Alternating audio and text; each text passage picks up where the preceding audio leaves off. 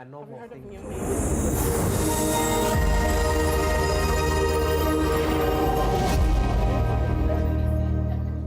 For example, like hip hop culture, where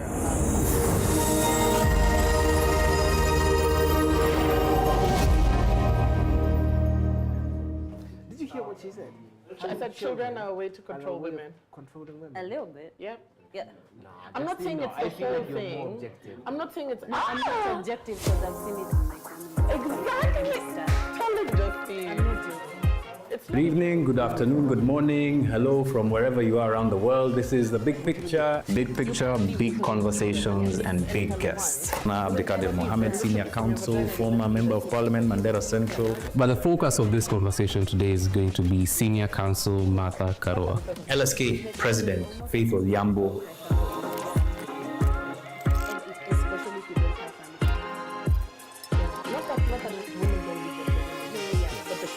Might have saved the situation. I don't I think didn't know. There's people wanting to wipe off their bloody hands on my scarf. My co-host who wasn't here last week, Justine. Can you explain yourself? How are you? I have a life, guys. No.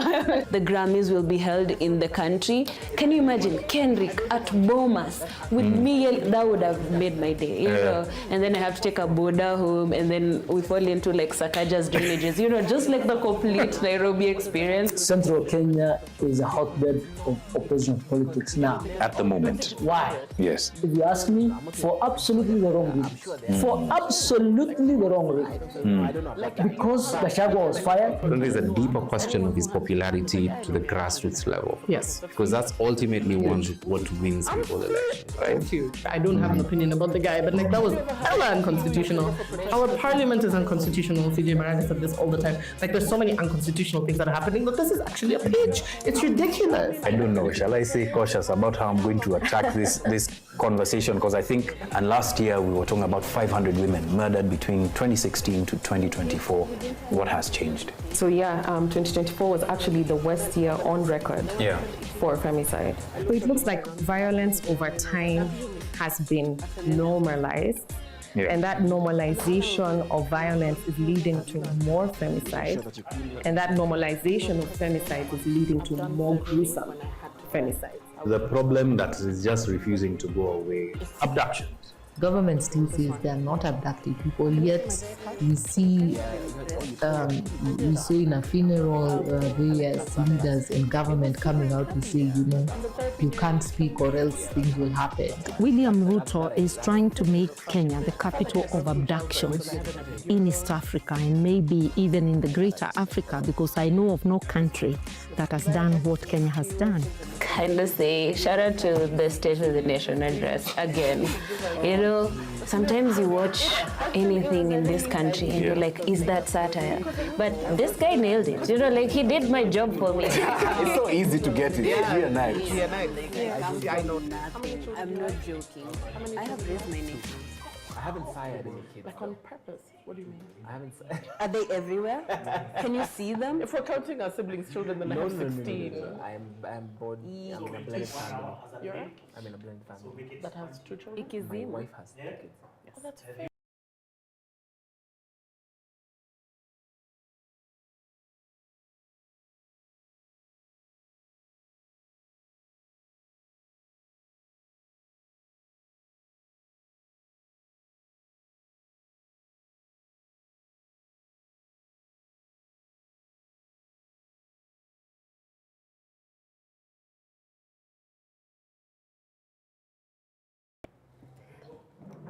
Not already. We are live. Hey everyone, welcome to the Big Picture with African Uncensored this week. My name is Justine Wanda. I am so glad you could join us. With me are amazing people and really, really fun conversations are going to happen today. So I'm going to let them introduce themselves, starting with the gentleman in the middle, and then our amazing co-host today. Okay. So the floor is yours, guys. She just said the patriarchy. She's blaming the patriarchy. No, I'm For not you doing telling me to go first. Equality. I have. My name is Barack. I have no other element of introduction other than John Allen is in Amsterdam and Tom is in Rwanda, and so here I am. Okay. Yeah. Welcome, Barak, and to our amazing guest host. Once again, ready to steal John Alanamu's job, and Tom's spot as a co-host is the crowd roars.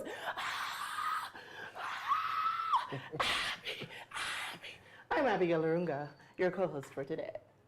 That was the longest bunch of intros. that we've had, right? We had like a gender fight, and then we had like a coming together of like, oh, I'm just here to steal a job. That was As so always. beautiful. Welcome, you guys. Thank you. So, first of all, before we get into anything today, I want to hear about your Valentine's plans and like what you guys were up to. I'll go first so no one feels uncomfortable.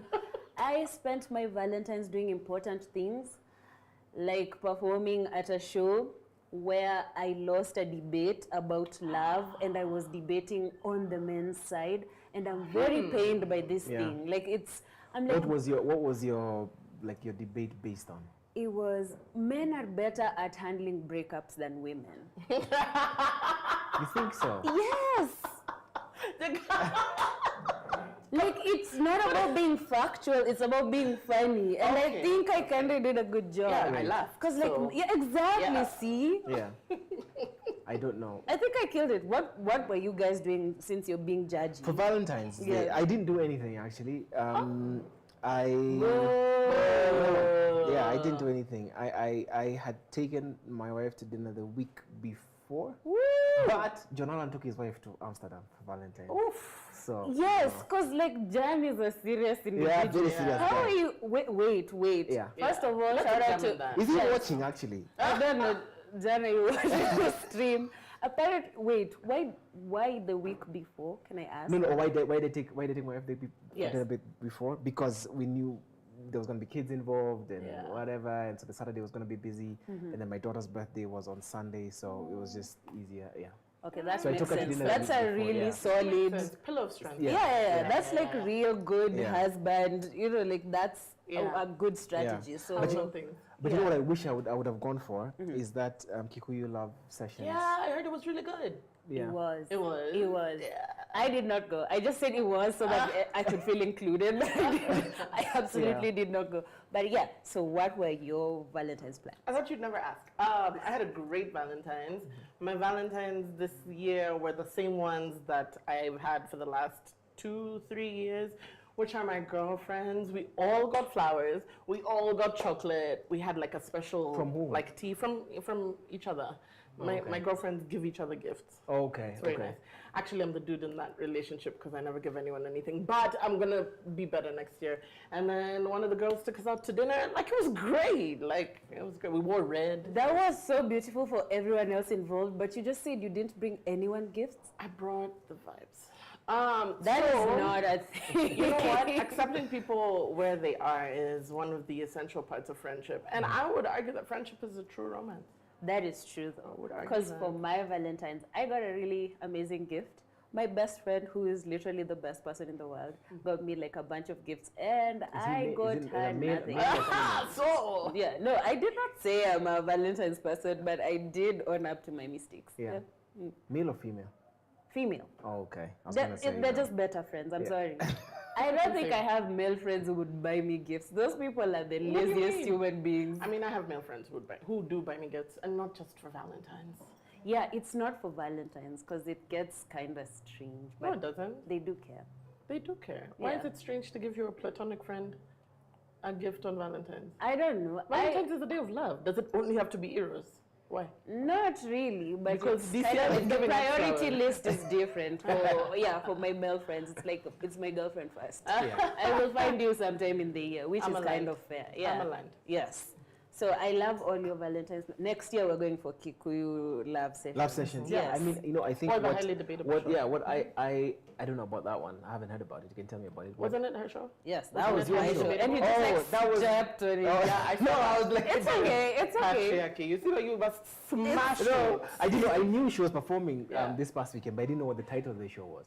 But the Kikuyu Love Sessions, what I was, I think, most impressed by was I think they sold out the tickets 3 weeks to the event, and this event is 2 years old now.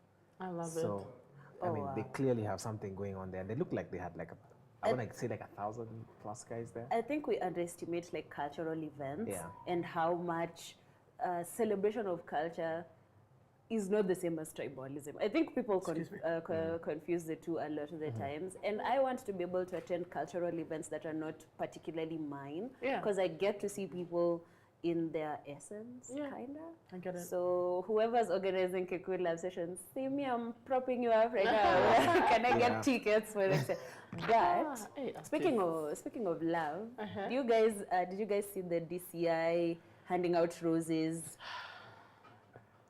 in the middle of the CBD? I saw it. Yeah. Yeah. But a question for you guys. Assuming you are handling PR and marketing for DCI, what's your move? What do you tell them to do for Valentine's Day? We're allowed to cuss on this show, right? Anyway, nothing. Yeah. Nothing. Like nothing at all. Absolutely. I mean, you can't be giving me bullets one day and then flowers the next. That's like a rat. You know, like. Yes. Stop doing that. What are you doing? I'm with you, Abigail, and I'll give a backstory. Yes. So during the finance bill protest, because I went for 2 out of 3 protests, after they shot Rex, a friend of mine and I, shout out to Mercy Mutisia, we had work like at around 9. So we woke up really early. We took a bunch of roses to like the Supreme Court. I remember, yeah. And a bunch of cops laughed at us, like in our faces. Laughed. You taped it. It was on Instagram. Yes. Yeah. I made fun of them, but also at the same time, I think that was the moment when I understood like our humanity is kind of like a joke to them. Yeah. It's like we can just do anything and there's nothing you'll do about it. Absolutely. And so when I saw the video of them handing out roses in the streets, it was kind of like a mockery of all the people who've actually tried to like memorialize every single person who's died from like extrajudicial killings, people who've been like murdered in cold blood, Abducted and all of those things. Exactly. 100%. That's what it felt like. So to me, that wasn't funny at all. It wasn't even like an act of love. It was almost like an act of mockery. Yeah, you were joking, and that's not the kind of comedy we like. Like, stop it. Yes. I mean, like, okay, the thing that irritates me, it's twofold. One, there's nothing that irritates me like piggybacking a trend. You know, yes, we're talking about #Valentine's Day. Buy the generators. No, stop that. You don't understand. If you're doing PR and marketing, you don't understand that that's not how to do PR and marketing, number one. So number two, DCI really likes to not do their job. We don't want the essays on Twitter. We just want you to find the things that we've asked you to find. I don't want your flowers, okay? That's what girlfriends are for. You're not my girlfriend, you're not my man. Like, no. That was in bad taste. It was in bad taste, bad form, bad shape. It was just bad. Would either of you have accepted, Absolutely assuming you're walking in town, would you have accepted the rose? From DCI? Yeah. What? So, I mean, so it gives it to you, what, you just give it back to I you? just throw it on the floor and I stomp it like the patriarchy. What are we doing? No. No, I said stomp it like. Yes, I'm like, you know, okay, Kanyaga, Shetani, pick whatever example you want. No. I absolutely love your commitment to this. Would you accept a rose if a cop gave you a rose? This is not for bachelors, but like, yeah. I mean, for this from DCI, I don't think I would. I think, I mean, yeah. If to answer the question that I asked you guys, if I was head, PR marketing at DCI, it would be like, guys, we have to come up with a much better. We have to sort ourselves out internally. It's just not PR stunt. I just realized Barack said like you would take the cops to therapy. It's like, no, we need to sit down here. Basically, let's get our stuff together. That is actually going and handing out roses. Yeah. So ideas for next time DCI, like just get a therapist and like go figure your stuff out. Yes, exactly. But if you do your job, no sponsored by Barack. Exactly. If you did your job, then we can take the roses. Okay. A rose. Yeah. Okay. It's that biblical thing for putting jewelry on a pig's snout. You know that thing? I can't remember the verse exactly, but you know what I mean? No.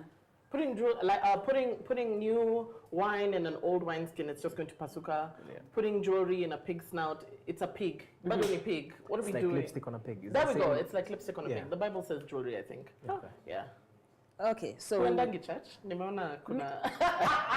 No, I pray. I love the Lord. And that's it. Okay. Let me not say anything more. Thunder could find me. So I'm going to move on to the next topic, which is like the AUC elections. Oh. It was kind of fun. It was a vibe. Sunday was a vibe for all of us on the apps. Your tweet was hilarious.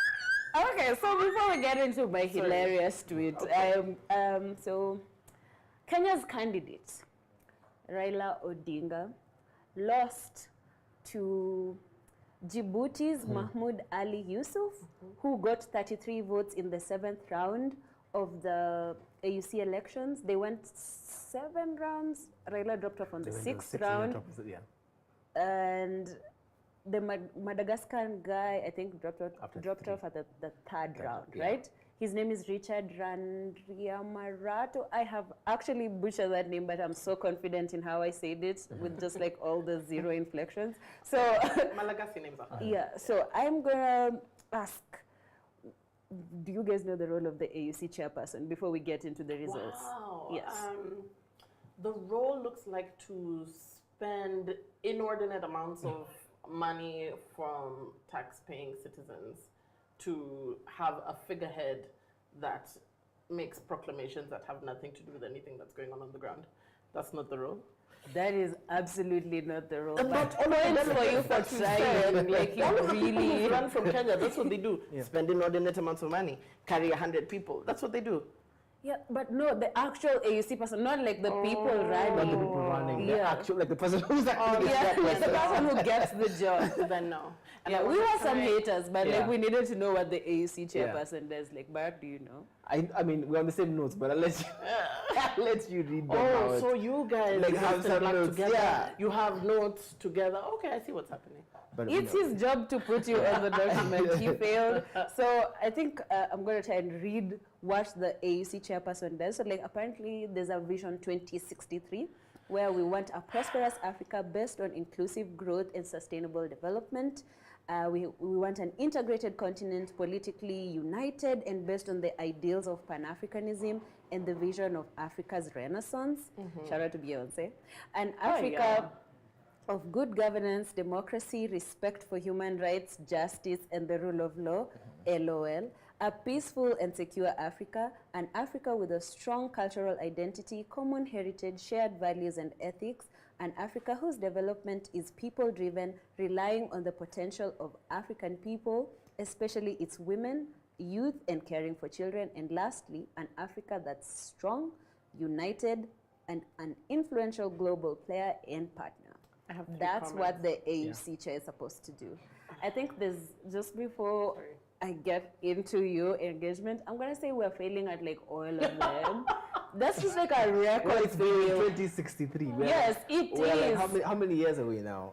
We'll be. I don't know math. You tell me. Like almost we're in 20. 30 what? We're in 20, 25. We're 25 now. So we have 40. We have 38. Yeah. Yeah. We're still, you know. We have 38 years. So Kenya will be 100, I guess. Okay. Yeah. So one of my favorite rules is an Africa of good governance, democracy, respect for human rights, justice, and the rule of law. And just like to put this into context, the Kenyan candidate who was running in the background of abductions in the East African Abductanistan or like whatever it is we're doing here. The East African Abduction Committee, Yes. EAC, yeah. Literally, if we think about Kiza Besigye and Mariah. Free Kiza. And there's just like so many people. I'm so sorry to every single person who's been abducted by this unaccountable cohort of humans. I don't have a good way of expressing this group of people who have decided that they're going to take every single opportunity to kind of chip away at the rule of law. Absolutely. So, in your Africa that has good governance and democracy and respect for human rights and justice and the rule of law, what are we looking at for the candidates who are floated? Do you have faith in the Djibouti candidate who won? And how that's going to shape what the continent looks like over the next couple of years? Or are you guys kind of like, well... I'm so glad you asked that. Would you like to go first? No, you can go. Okay, thank you. Number one, first of all, I take back my statement about how Malagasy names are hard. They're not hard. Our tongues are just not used to it. I don't want to sound like a white person who calls me Abigail because, you know, Akelo is too hard. I take that back. Second, it's interesting that you mentioned Beyonce because she loves to steal African art. Third, I wanted to say that not knowing the role of the AUC chairperson has somehow resulted in people really pushing for Raila to get something that we don't actually know what they do.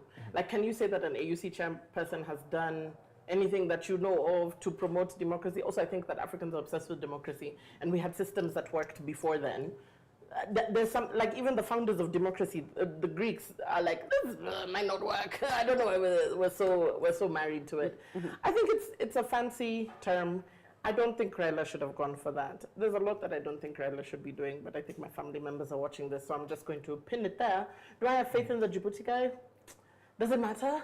Yes, it does matter. Why does it matter? Like, am I voting for him? Is he taking government funds?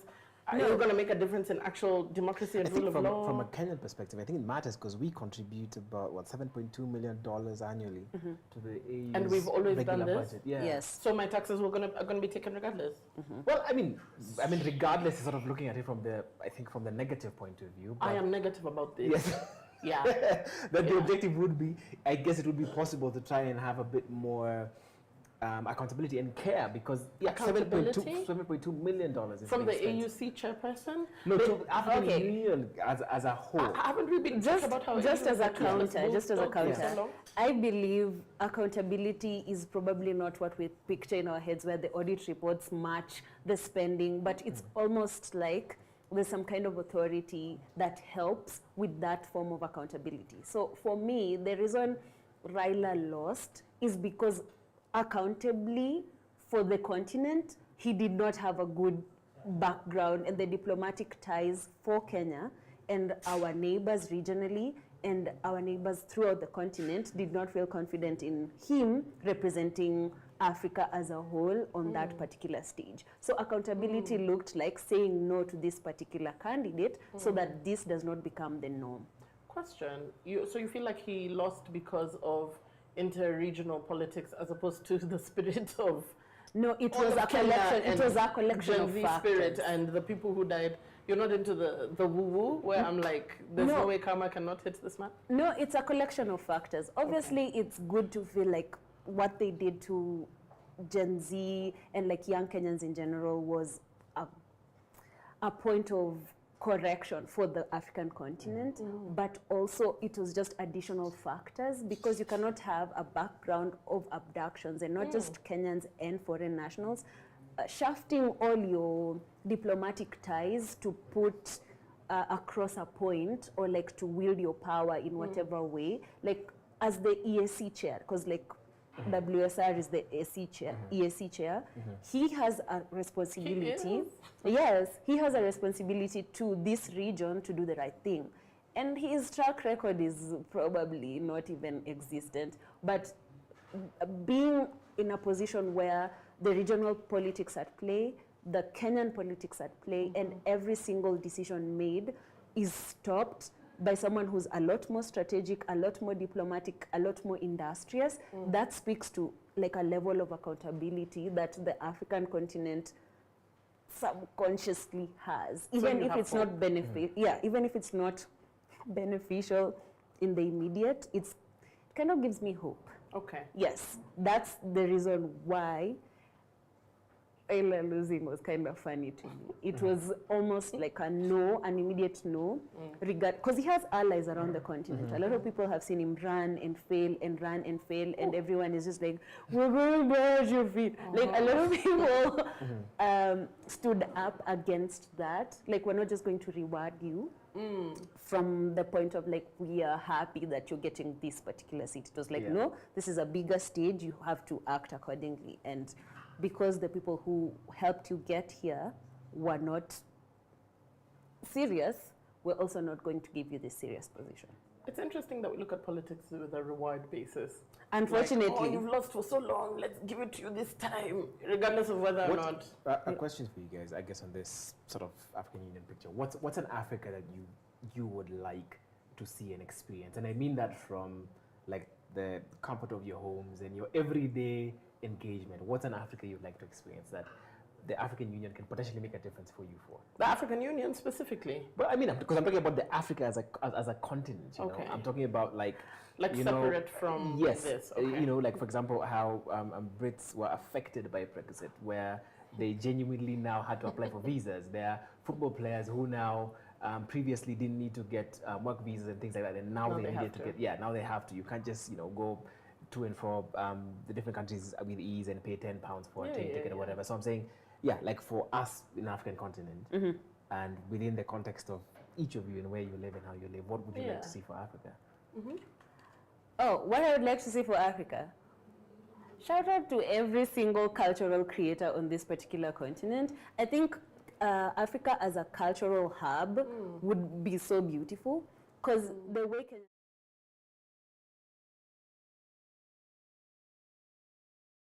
like in small communities, I think if there's an exchange of cultural not just ideas, but like you being able to travel around the continent to experience kind of like an all-round, all year-round cultural calendar, that would be like a successful Africa for me, because people are employed, they get to stay in their home countries and build upon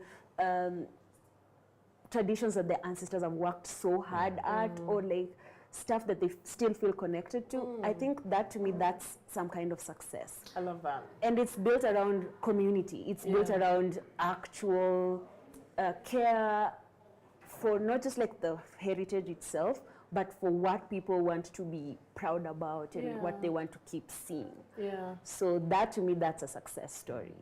I don't know about you guys. I think mine is close to Justine's, because for the cultural calendar to exist, that means we have to have ease of travel. Yes. Oh my gosh, like if we could become a Shenzhen-like thing where if you have you can go everywhere, because traveling within Africa costs more than traveling, like, I don't know, to Dubai, for example. And that's crazy to me. Like, Kwame Nkrumah is rolling in his, like, I wish it was easier to travel within Can you Africa. just say, like, Kwame is so disappointed? I was personally. I was like in the Ghanaians like build cultural monuments like no other Africans. It's just, you feel like it was done intentionally.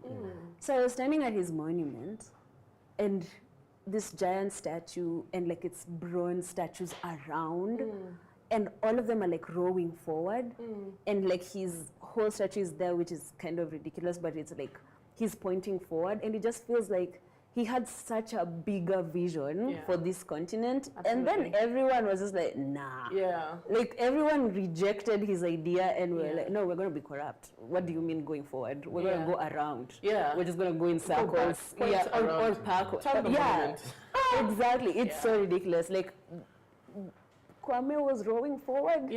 And a lot of African countries are like, no thanks. We love a good backward experience, you know. Like, So mine are travel and women, like very Thomas Sankara, Wangari Maathai. Like there's no liberation of Africa without women. I want women to win. I want them to be raised up. Countries are dysfunctional because they're just refusing to obey the 2/3 gender. They're refusing to obey it all. They're going backwards with trees. We're just cutting trees in Nairobi, just cutting because it's fun. So travel, women. For me, I'd say travel as well, definitely. Just traveling around the continent without issues, without the expense that we have to, you have to, pay an arm and a leg to be able to travel in the country. And then I would say, for us to figure out a version of, I don't want to call it democracy, but a version of existence that works for us, where I don't know what that is. I don't know. It seems to be, in some spaces, seems to be dictatorship. In some spaces, seems to be, I don't know. I don't know exactly what it is, but it's a place where we all enjoy human rights, but we're able to enjoy the average person in each country is able to enjoy a good basis of living. Have education, have healthcare. And just have dignity and dignified work. For me, I like the word dignity. Dignity is very beautiful. So I'm going to kind of collapse the last segment of this into our next topic, which is Ruto's government borrowing 570 million a day in 3 months, between September 2024 and December 2024. This administration, the KK administration, got together and they're like, France, Germany, Italy, do you guys have any money to spare? And obviously, those countries are like, yeah, we do have money to spare. We'll give you 20.3 billion came from Italy, 8.1 billion came from Germany, 4.6 billion came from France. So the France one is for physical and cyber security. For Germany is for an inclusive economy with bottom-up outcomes, whatever that means. And then the 20.3 billion from Italy is for climate change objectives. Can we just remember that this government said that they planted 750 million trees in 2024 alone? Impressive. Where are all these trees? Because Karura is just like, what? So when we think about the government just borrowing this amount of money, and then we see in contrast the AUC position, I don't know how much funding went into that, but like they're trying to slot that guy, they're trying to slot that guy into the constitution to give him a prime ministerial position, again, apparently according to NADCO. I want you guys to just let me know how this makes you feel, and also what that means for our economy if we're borrowing this much, considering like VAT collections are down 4.5%, income loss has increased, and people are actually losing jobs. Yeah, what approach are we gonna? Do you have advice? Looks like it's about to have a seizure. I have feelings. I have feelings. I want to hear this feeling.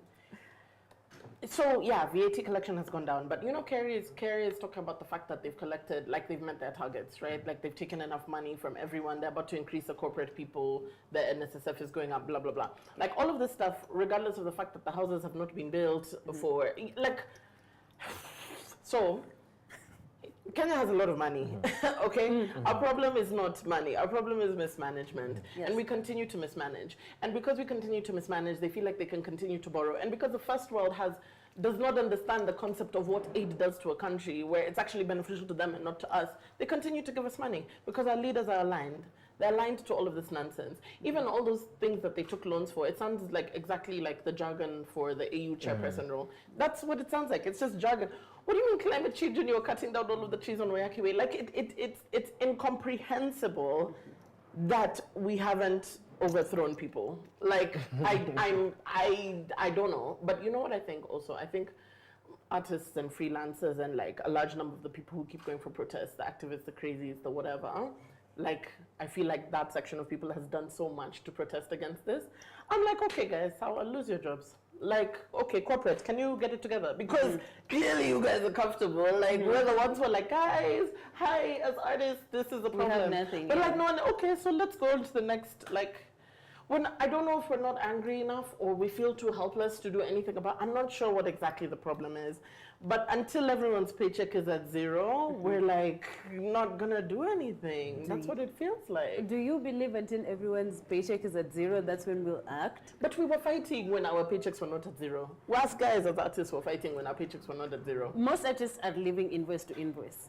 I am regardless. an artist. Yeah. When that invoice is delayed, I'm just like, I'm gonna hug. I'm paying my landlord in hugs. I'm like, I love this house. Yeah. I don't want to be kicked out. Yeah. So I wonder if you share the same sentiments. I think I don't know what needs to happen, but I feel helpless. I feel helpless to seeing yet more borrowing, and I think the pain point is in knowing that it's not going to go where it needs to go. It's going to be mismanaged one way or another. The money is going to disappear, and it feels like this never-ending black hole upon which there's no respite. You know, there's no time where we can say, oh yeah, you know, this is working, X money was taken, X project was fulfilled, and everything went just the way it was supposed to go. So I think that's the frustration. And yes, it does feel like, I don't know if we all need to get to zero, but I don't know what the solution is. Yeah. I honestly, so like, you know, when I read this and you get enraged, it's like, okay, so I mean, 570 million was borrowed a day or whatever the amount is.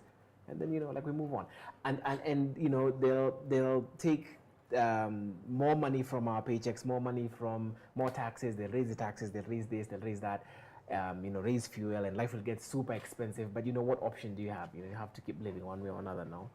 I don't know what one way or another means. Even when you're saying those numbers, like when you say numbers, it goes through this year. What is 570 million a day? Like, what is that? Yeah. Like, it's something.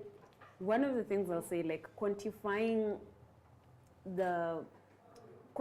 how much of this is expensed and like it's spent in the wrong thing sometimes doesn't really magnify the problem. I think it's the human story, the human cost that will really put a face to the tragedies. Yeah. Because the moment you just say, oh, this is 6 hospitals, no one cares about 6 hospitals. But if you give a human cost, like these people did lose their lives. This is because one of my favorite African censored stories was about Machakos, where I think it's Machakos or Makueni County, where some of the money that was supposed to go help a hospital in that region did not get to the region, and someone's daughter was bitten by a snake.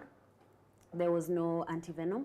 They had to travel so many kilometers away, and I don't know if the kid made it or they did not make it. I forget this part of the story, but it's just like, can you imagine the breakdown in infrastructure and the breakdown in that particular community in terms of resources, in terms of human care, in terms of just like feeling like your community works for you? That, to me, those are the stories that have to keep being told. Absolutely. So that when you think about mismanagement, you think about the face of that child who did not afford who could not get antivenom in time, or for that family that had to agonize and travel and like spend so much money to get from point A to B. So speaking of people who spend a lot of money for nothing, so the president said June 25th was a dark day for Kenya. And then right now, the parliamentary majority has shifted, and the speaker is like, no, I'm not leaving this chair. And everyone is like, but the court said. Like what? Yes. Okay. So the parties, the parliamentary majority, the parties are Movement for Democracy. I'm trying to read all these things, but like, there's so many parties. But when collapsed together, so by signing the 14 MPs from MDG, UDM, PAA, CCM, MCCP to the Kenya Kwanza Alliance, those are like smaller parties, to the Kenya Kwanza Alliance without evidence of post-election agreements or justification, and declaring Kenya Kwanza Alliance as majority, the Speaker acted arbitrarily and violated Article 101 of the Constitution. That's what the ruling said, the one that said Azimio has the bigger majority. Yeah. So the court quashed Speaker Wetangula's ruling dated October 6, 2022 that declared Kenya Kwanza the majority. So that was a fun L to take, but do you think the speaker is going to follow through? No, he didn't, because 5 days later, he declared, it must be 5 days ago that he declared Kenya Kwanza still the majority in the parliament, and then Azimio members stormed out and then withdrew from a number of committees as well. So I think right now we're like at a standstill to see what's going to happen with regard to. Do you know when they're resuming? No, I don't. But an interesting, I think, sort of anecdotal thing is there had been the murmurs or the underlying current of, will they try and impeach? I think Nelson Harvey had reference to it, I think like 2-3 weeks ago on Twitter or something. And now with assumed, Raila coming back, the questions were, okay, are they going to kick up a fuss? What's going to happen? So I think it's going to be an interesting, exciting time, I guess, for those who like politics. Sounds. So many sounds. I was like, we need to give you like a sound meter. Like, give Abigail a sound meter, like just like write say down. Something, say something. Get it off your chest. Yes. The speaker acted arbitrarily. We're all so shocked. It's unconstitutional. Oh my. Oh gosh. I am flabbergasted. Is the Parliament Fire Festival? Set us free. This is kind so of stupid. Yeah. Wetangula is such a jaru because if you think about it, he sold non-existent gold to a bunch of foreigners. So the Parliament is Fire Festival. That's like a really good analogy. Thank you. Yeah. I'm so glad I could be here. I don't have, so when Raila lost the AUC, whatever, people on Twitter, you didn't say your tweet, it was very funny. Yes, please. I didn't see it actually. Oh, my tweet was, okay, so let me give context. The news came in. Raila dropped off in the 6th round. Mahmoud won the AUC chair position. And I tweeted, Kitendawili Tegwa. That is one of my favorite works. I'm just like, I'm like, my mind should be in a museum. You know, but not like in a she died way, in more like, we need to explore this Einstein of jokes. Yeah. Agreed. Yeah. 100%. Yeah. Yeah. So, you know, I mean, obviously, Ken's on Twitter are honestly the most unbiased. Thank you but so the much most for your hilarious, humor. Yeah. Honestly. So someone was, I was listening to, Kenyans generally are funny people, even like outside of Twitter. I was listening to Ramogi FM. And they were like, okay, now, Raila, you've lost. Can you now come back and work? So when you say that he's going to come back and kick up a fuss or whatever, I feel like it's just going to be drama for drama's sake. I feel like he's still looking for ways to remain relevant. I don't know that there's a point of all of this infighting, because I always suspect that they're trying to distract us from something else. They're always trying to do something. This 570 million is coming out now. You know, like there's always something that they're distracting us from. Speaking of which, like, the distraction is not far-fetched, because I was reading, I was watching a story where, you guys know Steve Bannon, yeah? Sure. Yes, CEO, right? Yeah, I know what that is. I don't know what he kind of looks like he has never lived inside of a house. And not like a homeless person from circumstance. He just looks like he wants to be outside by choice. So Steve Bannon is, I think, one of the right-wing people who helped get Trump elected the first time. He was even in his group of advisors. So Steve Bannon said, I think the first time when, or like after he got fired, I don't remember when this interview happened, but he was on 60 Minutes or Frontline, one of those shows, and he said, we should bombard people with information constantly, where the media does not know where to look. Exactly. They keep, because they can't focus on multiple stories, they don't know which story to focus on, and like there's a lot of sensitization with the news. So this particular tactic of overwhelming people is called flooding the zone. That's exactly what they're doing. Yes. We're tired. And Kenyans get really exhausted.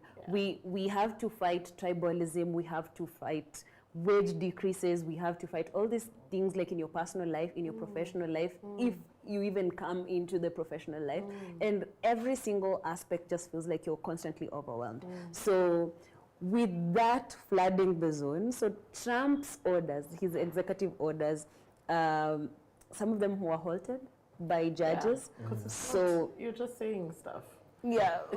It's like how people say things before Valentine's and then they start ghosting you 2 days before, you know. You just said stuff. Being ghosted is actually a very impressive tactic. I will say, I could not handle ghosting. Yeah. It like fried my brain. Being the person who's ghosting or being the person who's been ghosted? No, the person who got ghosted. It actually fries your brain. You're like, what is happening right now? So I really wish, you know, like presidents could ghost us when they are actually tired of working. Like just leave, you know, disappear. Let us rewire our brain. Where did that guy go? No. You know, I feel like they should leave. Stop asking. No, so, okay, let me like recenter the conversation. So the courts halted Trump's orders. However, lawyers for the administration had failed to show that they had a rational reason for disregarding the countless small and large businesses that would have to shutter programs or shutter their businesses altogether. So that's what the judge said. So contractors, farmers, and suppliers in the US and around the world say that Trump's administration funding freeze has stifled them on hundreds of millions of dollars in pay for work already done, has forced them to lay off staff, and is rapidly putting many near the point of financial collapse. I've heard a lot of this in the circles of, you know, people who work for NGOs, blah, blah, blah. But I also want to point out, like, that part of the reason why there's like an ARV problem, because there's a very real ARV problem in Kenya, right? Yes. We have no ARVs, we don't have vaccines. A lot of these things are brought in / distributed by things that are funded by the things that Trump is directly refusing. So all of this disease, all of this poverty, all of this education or miseducation or flooding is extremely deliberate. They're trying to kill some people, yo. Yes. I agree. I absolutely agree. So you think it's just information? This basically what you're saying before. You think all of this is just like a farce, in terms of them talking about them wanting to, in terms of them cutting funding and all those things. That there's something they're truly doing that they're using this as a distraction. The same practice that they're doing here. I would like to hear your point of view before I say what I'm thinking. on the orders. On the orders and like all the cutting. I don't know. You know, I think President Trump responds to a type of person who really is that, I don't want to say that basic, but that basic, like that straightforward, you know. And I think he is appealing to whatever he told his base, and his response will be, "I tried," and then the courts. You know, the court stopped me or whatever the case is, but I tried. Like I did what I said I was going to do. It was those guys who stopped us and all of this and all of that. So I think he can get away with that. But I don't know if he legit. And then, you know, because what they were saying is, oh no, we didn't want to kill all the funding. We wanted to stop the funding and then review all of the contracts and the monies that were being paid. And no, that's what they said. And then we wanted to align with what we want to achieve with our term and our presidency. Then we would continue with those programs. But I do think, I mean, it is unfair. It is unfair for, I think specifically this article that was in The Guardian was talking about people who had already done certain work and hadn't been paid.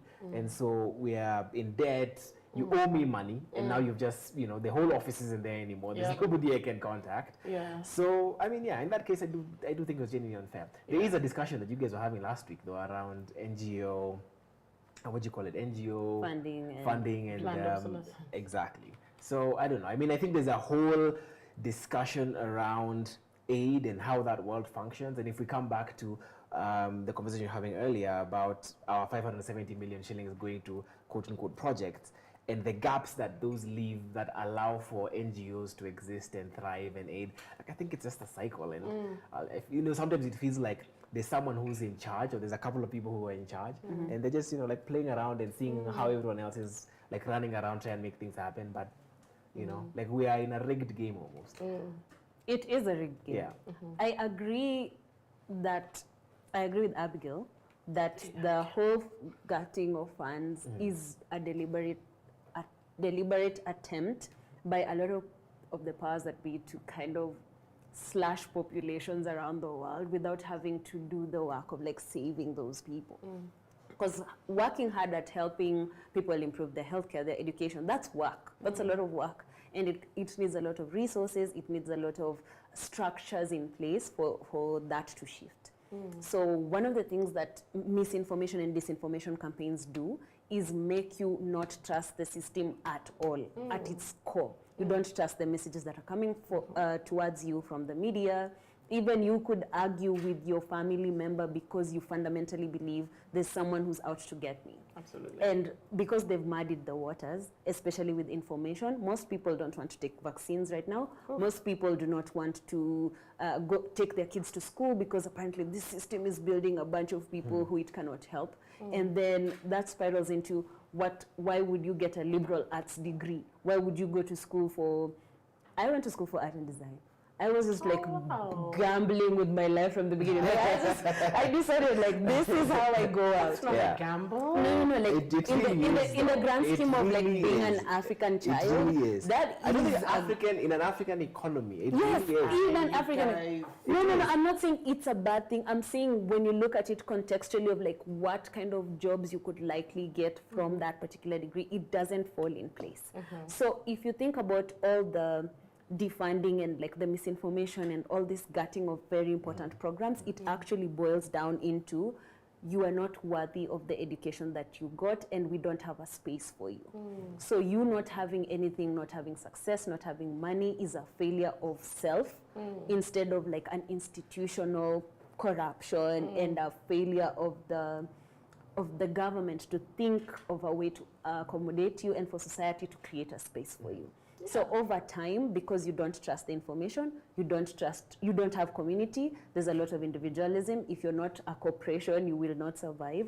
All that kind of collapses into a dysfunctional society where the weakest will die. So it's kind of like a forced survival for the fittest. It's a dystopian movie. Yes. Yeah. And then it ends tragically for a lot of the communities that are not even in the forethought of a lot of these big economies. So for instance, what the US is doing to South Africa, South Africa have to hold that line and win that particular misinformation war, because if they do not, it's consequential. Did you actually see, there's a video I saw on Twitter of Make South Africa Great Again? Some guys were driving. Yes. Did you see it? No, I didn't see it. Is this the Africana story? I don't know. It was just based off of this appropriations. The expropriation of land without compensation. Yeah. And so there were a lot of white individuals, and a huge sign, Make South Africa Great Again. And I think how I saw the tweet was someone was like, you realize these guys are talking about other things. Yeah. Yes. It's like, that's what they want. Yeah, like when boomers talk about how great it was. They mean slavery. That's what they mean. Yeah. So I absolutely see it. I agree with you. This is kind of a deliberate attempt to get rid of some people without it being so outright. Because if you're fighting each other, if you don't have resources, if you don't have the means to... If you're too tired, you're too tired. Also, exhaustion is actually very... There's if you're too tired to fight everything and there's a deliberate thing to bring you down, you only have so much energy. Like if you have children to take care of, if you have everything to fight, you don't have time to also fight this also. And that's how everything disappears, right? Hi, this is a depressing episode. Okay. So we got like everything is meaningless. So before we wrap this up very nicely, maybe not in hopelessness, one of the things I would ask, and not just to you too, I would also like our audience to think about this and share in the comments and type it out somewhere where we can see. What do you believe is the future of this country, given that Raila is now back into the local scene? Because people think oh, he's gonna come back and work for us. I think that's a very beautiful nirvana feeling to have. But what do you think is the future of our country right now, and with the aftermath of the AEC election? And do you think Kenyan politicians saying we should exit the AU? Why are you stupid? Yes. Thank you for saying those words out for everyone. But what do you think our future is going to look like? I'm going to go with Barack, and then I'm going to finish with you. I'll just make sounds all through Barack. Yeah, you're free to make all sounds. I don't think anything's going to change. I think I don't think it's going to change. I think our existence is going to be the exact same thing, which is you fight for your rent, you fight for your bills, you try and make whatever investments you can make, try and make whatever money you can make, give the government whatever it is that they're asking for. And over the next election, if I don't know, try, I think you just try your best. I think you just try your best to be a dignified adult in the country with dignified work. And for those that can't, I guess you leave. You go and live in another country and potentially thrive in some of those systems. I can't leave. No, I'm saying for those who can. But I'm just saying, basically, I'm saying I don't think anything is going to change. I think our existence is going to be the exact same. Unfortunately, I don't think anything is going to change. That's my those thought. are some strong, hopeless words from Barack, but we'll take it. If you can't leave, leave. Yeah. And if you can't leave, that's my problem, right? I don't want to live anywhere else. I like my country. I love Kenyans. They're the best. I'm very biased. Kenyans are the best. I don't want to live anywhere else. They don't have chapati. I feel like even in the last year, right, of everything that's happened, I feel like so much has changed mentally in terms of even just small things like how people see Raila, how we consume information, many things have changed in that time period that for me was revolutionary. And I think a lot of minority groups know this, like gay people know this, women know this. The problem is that you're going to get tired, and organizing takes a long time. It's not going to take a month. That's just not a thing. So I think we've done so many important steps to build to something that could change by 2027. I hope so. I don't know if it's going to happen because let me tell you, the way the sycophants on Twitter were carrying Ryla's figurative jacket from the car, I think, oh my gosh, Baba, come back home, you have one father and it's not that guy. Like, I don't understand why we're, anyway, sorry, I'm getting derailed. What I'm saying is, not all of us can leave. Most of us cannot leave. Kenya has to work for me as a Kenyan. And if it doesn't, there's so many people that we need to hold accountable for that task. I have faith in it, but like, the shift needs to be so seismic, and I don't know what will bring, the way you were saying, I don't know what needs to change. I don't know if everyone needs to be leveled to the ground, poverty-wise. I don't know what needs to change, but I believe that Kenyans are capable of changing it. Historically, we're a fighting nation. If you listen to any Tueli for anywhere, we are a fighting nation. We have the fighting in our blood. The only reason we got here is because we were fighting. Because obviously Mama was not the only, not the only rebel force, right? Everyone had. We had Koitalel. We had many other people who were doing the same thing all over the country, and I think we need to invoke that same spirit and do the same thing again. Woo, child, I'm getting emotional. Go for 2 protests. But do you think? I mean, I hear you, and I hear the. What do you say? The beautiful words and thanks. The war cry almost, right? But my question is, based off of what she asked, what do you think will actually happen? I think the change will continue.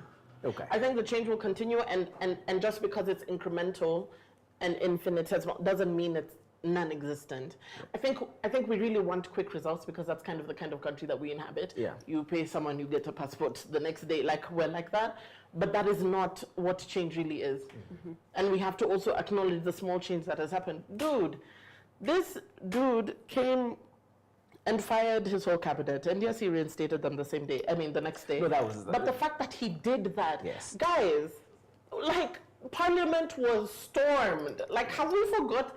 This has never happened. Like, what this generation has done, like, let's not forget, because there are some things that are going back and we're being flooded. We just need to now delegate the revolution. Okay, you guys are working on reconstituting IEBC. Okay, you guys, make sure these guys have IDs. Okay, you guys are doing this. I think we just need to, don't get mad, organize.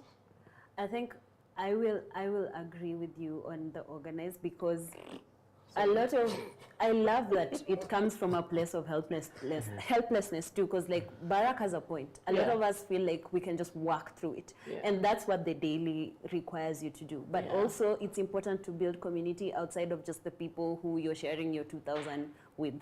I have a theory that a lot of Kenyans are just spending 2,000 around each other. Yeah. If it's within your family, it's within your friend group, because that's how you know how to build community. Yeah. And if you can see your friends for their worth, you can see your family for their worth, you can also see other people who you don't necessarily agree with, but you need to build this nation together with. Yeah. Those are the communities we need to build. So I'm going to go through someone who's actually going through a lot in the comment section. Her name is Ivory Kathwe. Hi, Ivory. Thank you so much. Thank you so much for joining us. First of all, she was like, abs! I think that's for you. And then she was like, we are contributing how much? She was shocked at the number. Yeah, 7.2. The number is shocking. That's million and I'm like, we have money? Nice. Yeah. Then she was like, climate change objectives as the chop in Karura, I think it was to reference the trees. She was like, I have big feelings and we are not angry enough for sure, which I don't think is true. You think so? I do believe a lot of people are angry. They just don't know where to take that anger. And unfortunately, it ends up, the anger just spills over into the immediate community. Yeah. That's why there rises in domestic violence, there's rise in femicide, there's a rise in homicide. All these particular things are happening because we're actually angry. People are angry. They just don't know where to take that anger, and it's very hard to direct it at your MP if he's one of the 100 people who went to vouch for. I want that list. Yeah. The list. I also want to see that list. Yeah. I actually do want to see that list. I mean, whoever said that they went on their own dime, though, but who gave them their own dime? They said they went there on their own dime. It's our dime. Yeah. Don't get angry. Organize. No, I'm just saying what he said. Prime Cabinet Secretary. Organize. Organize. I love the organize, and what's okay. I want you to give our audience members a little something to take away with outside of like the Depression This and guy, sadness. did you hear? No, yeah, you can go with depression. You can go with the police go to My therapy. good thing. My good thing is recently, I think it was a month. I think it's been a month now that suicide was technically declared unconstitutional. Yes. And essentially now, before under the penal code, if you were attempted, if you had attempted suicide and didn't quite work, you were technically committing a crime. Against the However, state, yeah. However, right now it's been. I believe, it's been overturned. I believe I don't know if it was a high court or a court of appeal, but either way, they've now declared it, and I think they're beginning to acknowledge elements of mental health, and I think that's a positive in our society and our movement, and our growth moving forward. Yeah. Okay, So, so that's a win. offering yourself is for free, right now, which is free. No, it's not for free. I mean, now, no, like now for free, you will be for taken free to. outside of like constitutional concerns. Yeah, like you Yeah. do what you want with your body, I guess. And yeah, death by suicide. I mean, we do a lot of mental health work. Yeah. Like there are people I know who are actively working to, kind of change the stigma of death by suicide and things like that. And they're working to put not a constitution, a manifesto, the thing that governs how we feel about mental health in the country. And it's really helpful because mental health is a thing. In fact, anyway, yeah. Did you finish your? Yeah, that's my thing. I was okay. my good thing that Kenya's done and like a step forward. Yeah. They did a good one. Yeah, that one we did for sure. And for you, Abby, what's a good thing you've seen? What's a good thing? Okay, so Kenyan film and media. Okay, yeah. There are some incredible things that came out of last year, such as Too Early for Birds once again, such as Diverse, both of which have been nominated at the Kenya Theatre Awards. There's so many movies and productions, Sarafina, The Trials of Dead and Kimathi, Our Land, Our Freedom. There's so much beautiful media to consume around the rebellion and revolution of Kenyan people. And I think, unfortunately, much like Adele's albums, oppression leads to a lot of really great art. And I would beseech you to watch all of the Kenyan stuff that's going on. You can vote for me as Kenyan scriptwriter on Women in Film Awards. But watch the things, consume the things, support the artists, let your 2,000 go to the artists who need it. It'll come back to you. We only got through the pandemic because of art. I just want to put that out there. It's true. COVID was music, it was the dances, it was you guys, artists have such a vibe, and which is why when you were like, I did art and design, it was for nothing. I was like, shut your mouth. That's not what I meant though. It was kind of, I'm desperate. Even me, my degree. Anyway, Kenyan film and media is so amazing. I mean, a Kenyan, I don't know if the paperwork is through yet, but just broke the world record for the longest trumpet playing marathon, McKinney Mutsami. Like we're doing so much. Kenya is so really amazing. Cool. Really I have so much faith in us. I have so much faith in Kenyan artists to reimagine the futures that we want to exist in, to fight for the futures we want. We can do better. It's just the freaking people who are politicians at the top. It's true. You said we can do so much. And as we wrap it up, I'm going to What's your thing? Yes, I'm going to wrap it up with a good thing where I observe from both sides of the aisle. So Kenyans have a love-hate language, and our love-hate language is tribalism and zero accountability and our exceptionalism. And I think one of the things Kenyans should continually try and do not be coddled by the comforts of your own stupidity. Try as much as possible every day to learn and figure out how every single person is living before you make a judgment on their lives and what you feel like their future should be. And I think that will really, really reshape how you think about people and how you think about community.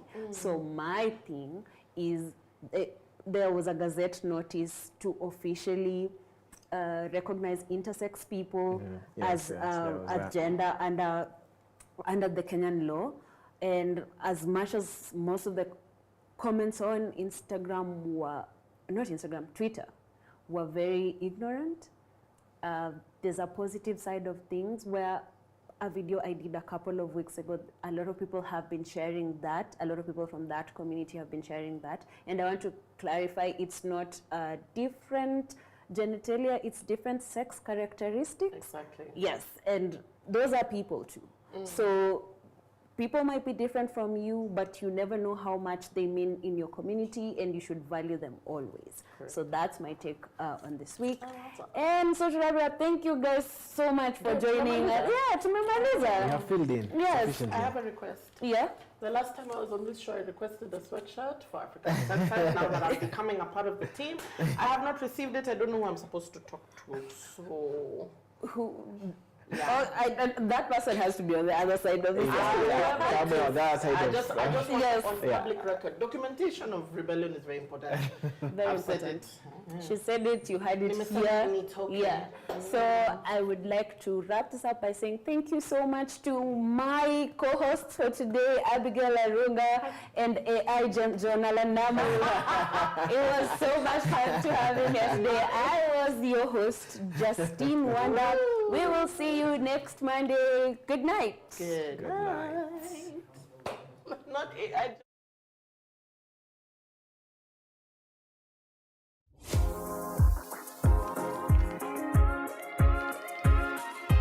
Good evening, good afternoon, good morning, hello from wherever you are around the world. This is The Big Picture. Big picture, big conversations, and big guests. Na Abdikadir Mohammed, Senior Counsel, former Member of Parliament, Mandera Central. But the focus of this conversation today is going to be Senior Counsel Martha Karua. LSK President, Faithful Yambo.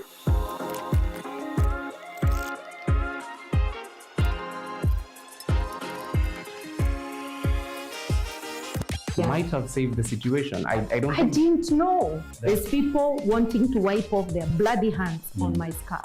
My co-host wasn't here last week. Justine, can you explain yourself? How are you? I have a life, guys. The Grammys will be held in the country. Can you imagine Kendrick at Bomas with me? That would have made my day, you know. And then I have to take a boda home, and then we fall into like Sakaja's drainages, you know, just like the complete Nairobi experience. Central Kenya is a hotbed of opposition politics now. At the moment. Why? Yes. If you ask me, for absolutely the wrong reasons. For absolutely the wrong reasons.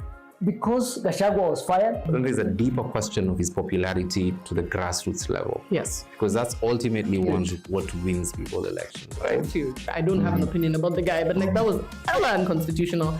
Our parliament is unconstitutional. CJ Maraga said this all the time. Like there's so many unconstitutional things that are happening, but this is actually a page. It's ridiculous. I don't know. Shall I say cautious about how I'm going to attack this conversation? Because I think, and last year we were talking about 500 women murdered between 2016 to 2024.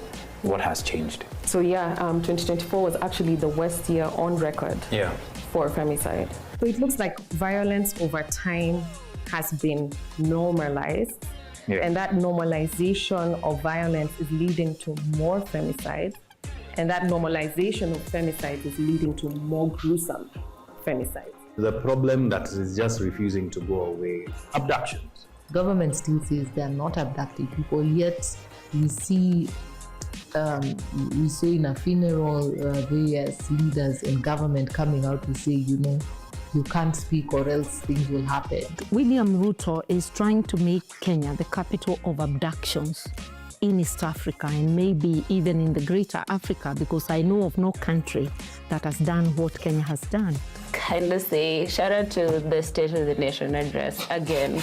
You know, sometimes you watch anything in this country and you're like, is that satire? But this guy nailed it. You know, like he did my job for me. It's so easy to get it. GNX. Yes, yeah, I know.